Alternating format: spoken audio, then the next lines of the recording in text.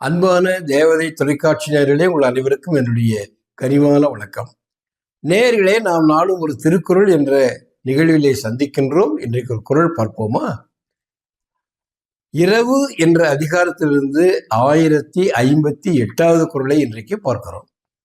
இந்த குறளில் வள்ளுவர் என்ன சொல்றாருன்னா, இந்த உலகத்தை பார்த்து அவர் ஒரு அதிசயமாக, ஒரு ஆச்சரியமாக அல்லது இயல்பாக பார்க்கிறார். எப்படி பார்க்கிறாருன்னா, இந்த உலகம் எப்படிப்பட்டது? ஏற்றத்தாழ்வுகளை கொண்டது. ஒரு பக்கம் வறுமையாளர்கள் அதிகமாகவும் ஏழைகள் அதிகமாகவும், இன்னொரு பக்கம் பணக்காரர்கள் செல்வர்கள் குறைவாகவும் இருக்கிறார்கள். குறைந்த அளவிலே பணக்காரர்களும் நிறைந்த அளவிலே ஏழைகளுமாக இருக்கக்கூடிய சமத்துவம் இல்லாத சமூகம் நம்முடைய சமூகம். இந்த சமூகத்திலே பொருள் இல்லாதவர்கள் பொருள் இருப்பிடத்திலே கேட்பது நடைமுறை. இப்படி இல்லாம போனா ஒருத்தருக்கு ஒருத்தர் என்ன சொல்றாருன்னா வள்ளுவர், ஒரு மனிதன் என்றால் இன்னொரு மனிதனுக்கு உதவி செய்ய வேண்டும். உதவி கேட்பவனுக்கு உதவி செய்யக்கூடிய நிலையில் இருப்பவன் உதவி செய்ய வேண்டும். அப்படி இல்லை என்றால் இந்த உலகம் ஒரு இயந்திரமயமாகிவிடும். மனிதர்கள் எல்லாம் ஒரு உயிர் உள்ள இனமாக தோன்ற மாட்டார்கள். ஏதோ ஒரு பொம்மையை நம்ம சாவி கொடுத்து இயக்கிறோம் பாருங்க, பொம்மை. அப்படி பொம்மையினுடைய அந்த காலத்து இப்ப சாவி கொடுத்து இயக்கிறோம். அக்காலத்துல கயிறு கட்டி இயக்குவார்கள். மரப்பாவை, மரத்தில் செய்யக்கூடிய பொம்மையை திரைமறைவிலிருந்து கயிறை கொண்டு ஆட்டுவார்கள். அது மரம் அந்த மரப்பொம்மை என்ன செய்யும்? பேசுற மாதிரி நடக்கிற மாதிரி தெரியும். உண்மையிலே அதுக்கு உயிர் இருக்கா? இல்லை. உயிர் இருக்கிற மாதிரி காட்டுவாங்க, அசைத்து அசைத்து காட்டுவார்கள். அது பொம்மலாட்டன்ற நாளயத்துல காட்டுவாங்க. அதை சொல்றார் வள்ளுவர். இயல்பாக மனிதர்கள் எப்படி இருக்க வேண்டும்? ஒரு ஈரம் நிறைந்தவர்களாக. ஈரம்னா அன்பு, ஈரம்னா இரக்கம். அந்த இரக்கம் உள்ளவர்களாக இருக்க வேண்டும். அப்படி இரக்கம் உள்ளவர்களாக இல்லை என்றால் பொருளை கொடுப்பவர்களும் பொருளை பெறுபவர்களும் இந்த உலகத்திலே இல்லாமல் போனால் அது ஒரு மரப்பாவை. மரப்பாவினா என்ன? மரத்தால் செய்த பொம்மை. அந்த பொம்மையினுடைய இயக்கம் போன்றது போலத்தான் மனிதர்கள் தென்படுவார்கள். உயிருள்ள மனிதர்களாக கருத மாட்டார்கள். ஒரு எந்திர கதியா போயிடும்ன்றாரு வள்ளுவர். என்ன அழகா சொல்றாரு பாருங்க.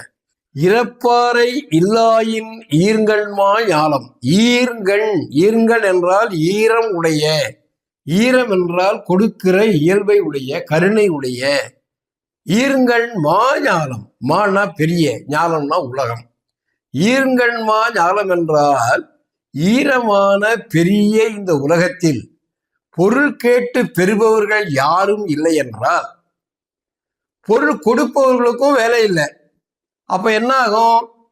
ஒரு பொம்மைகள் இயக்கத்தை போல இருக்கும். மனிதர்களுடைய இயக்கம் எப்படி இருக்கும்னா எந்திர கதியாக ஒரு எந்திரம் போல செயல்படுவார்கள்.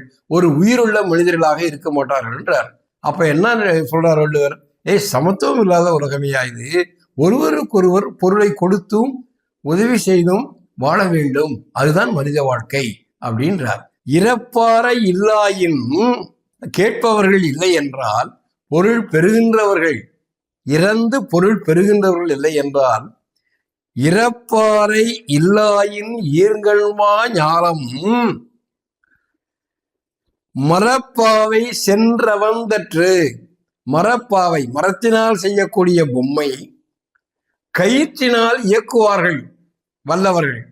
அப்படி கயிற்றினால் இயக்கக்கூடிய மரப்பாவை உயிருள்ளது போல நமக்கு தோற்றம் தரும். ஆனால் அது அதனுடைய இயக்கம் என்பது உண்மையிலே உயிர் உள்ளதல்ல, அது செயற்கையானது. அதுபோலதான் மனிதர்களை கருத வேண்டி வரும். மரப்பாவை சென்றவந்தற்று. மரப்பாவை போல இந்த மக்களுடைய இயக்கமானது தெரியும். சென்று அவந்து என்றால் போறதும் வர்றதும் ஒரு மர பொம்மை இயங்குவதை போல தோன்றும் அப்படின்றார். அப்போ உண்மையான உலகம்னா எப்படி இருக்கணும்? பொருளை கொடுப்பதும் பொருளை பெறுவதும் பொருளை பெறுபவர்கள் இருக்க வேண்டும். அப்பதான் இந்த உலகம் ஒரு இயக்கமான உலகமாக இருக்கும் அப்படின்னார். பொதுவான பொருள் என்னன்னா, ஒருவருக்கொருவர் உதவி செய்து உதவி பெற்றும் உதவி செய்தும் இருக்கின்ற இயல்பான உலகமாக இந்த உலகம் இருக்க வேண்டும்ன்றதுதான் இந்த குறளினுடைய பொருள். இப்பொழுது மீண்டும் குறளை பார்ப்போமா? இறப்பாரை இல்லாயின் ஈர்கண்மா ஞாலம் மரப்பாவை சென்றவன் தற்று.